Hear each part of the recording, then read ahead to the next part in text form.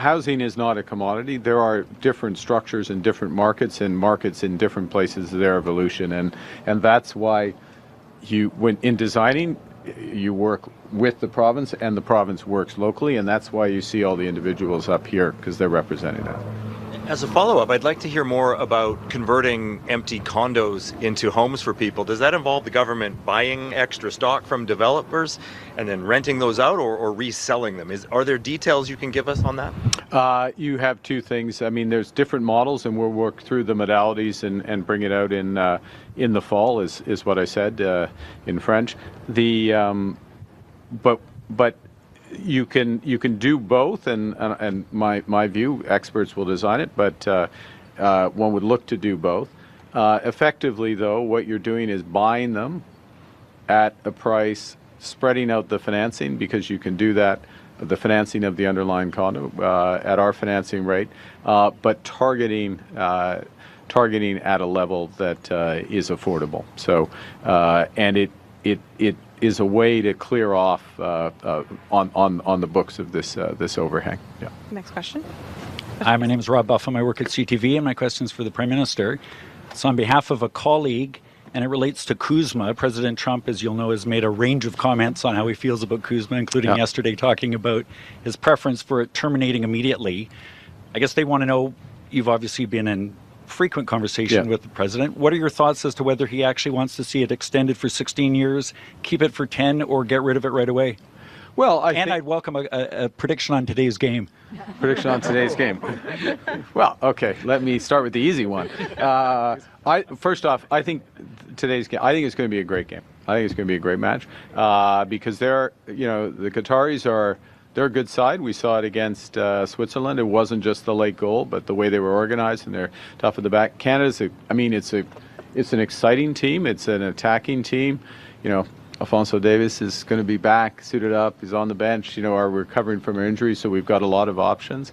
We're great at the back. We've got a great keeper. So I think it's going to be great. The atmosphere is going to be unbelievable in BC Place. The atmosphere on Granville, the atmosphere around here, atmosphere everywhere is unbelievable. You can feel it in the city. So it's going to be a great game, and I can't remember what the first part of your question was about. Does Trump want to get rid of it right away? I know.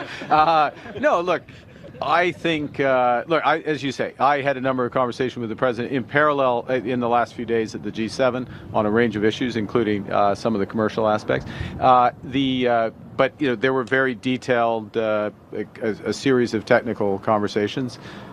That slightly diminishes them, I just call it that way, but Minister LeBlanc, who's responsible for this, our chief negotiator, Ambassador Greer, who is the U.S. Trade Representative, we continue to work through a number of issues which are all related. And what I'll refer to is, let me take Ambassador Greer's testimony to Congress on a variety of occasions.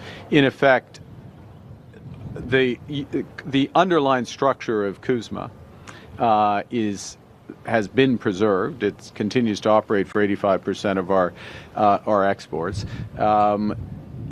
Without any action, it will remain in place for the next decade. There's an opportunity to extend it. There's always been the opportunity for any of the parties to cancel it with 6 months' notice. It's no secret the president in recent years has not been the biggest fan of CUSMA or other trade deals, but there are specific things that we can work together on, and including, I'll just put on the table, since we're in British Columbia and we're talking housing, on forest products, which we continue to press with the Americans. Thank you. My follow-up's for Premier Eby. Premier Eby, there was a poll out yesterday you'll be aware of from Angus Reid that showed your party trailing the Conservatives by 11%, and people are dissatisfied with things ranging from affordability to housing to health care. The latest cost estimate for FIFA ranges up to $729 million. How important for you is it that this thing goes off successfully? How much is invested in terms of your government with people catching FIFA fever, and probably fueled by a win today from Canada? Well, the priorities for British Columbians are what we're talking about here today. It's affordable housing, it's affordability generally, it's strong public services, healthcare, transit, and it's jobs and opportunity. It's what we're working with the federal government on all the time. I sure hope Canada wins. But in terms of the election 2 years from now, what are people going to be looking at?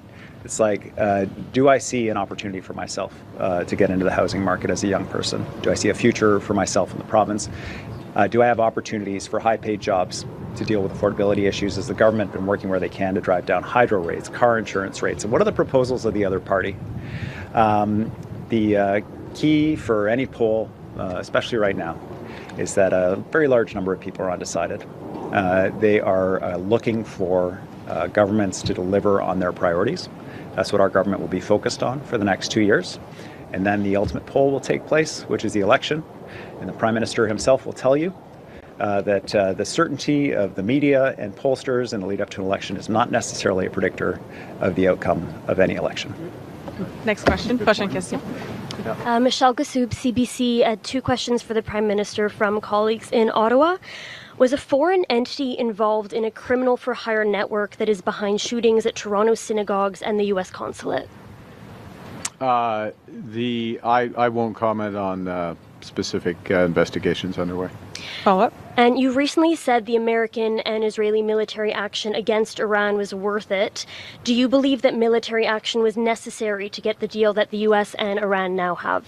I think, as I said in recent days, that I welcome the deal that President Trump has negotiated, and I want to, particularly today, acknowledge the leading role that His Highness the Emir and his Prime Minister Al Thani, played in helping to bring this conflict to an end, or create the possibility with this agreement to an end.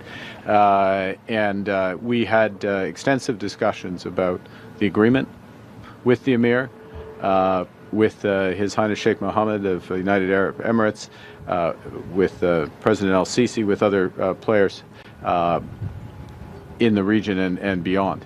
And what's important now is to make this work, because what it does is it creates more than a framework, but it creates a foundation to achieve peace. And what's necessary for that peace is a few items that I'm just going to underscore. The first is why this all started, which is ensuring that Iran does not acquire a nuclear weapon. That is at the heart of this agreement. It's all anchored in and around that. There is a exceptionally broad coalition of countries now that are dedicated to that in the region, beyond the region, and Canada fully supports that. We supported that objective from the start. Secondly, that the broader aspects of this conflict, particularly in Lebanon, are addressed. It is part of the agreement. Thirdly, that the financial elements and other elements of the agreement are performance-based, so that they're not, there's no automaticity to them. It's actually progress with respect to the Strait and with respect to denuclearization. And fourthly, and this is crucial, and I want to underscore this, you will see it in the joint statement of G7 leaders that came out in the last 24 hours, that we take the broader opportunities that are created by this agreement. Let me be very specific. You saw G7 come together and reinforce the intention for actual, Canada did on the day, but also the intent of further sanctions on Russia to end the senseless slaughter in Ukraine. The resolve there has been redoubled and broadened, including the economic sanctions there, because, in part for some, because of the stabilization in oil markets and others, and also the broader efforts for broader peace in the Middle East, very much including Gaza and the West Bank. Thank you. Next question. Kurt Black, City News. Also a question for the Prime Minister. I'm glad you brought up the G7 leaders there were quite favorable about the role that Canada could play in providing energy supplies to the global market.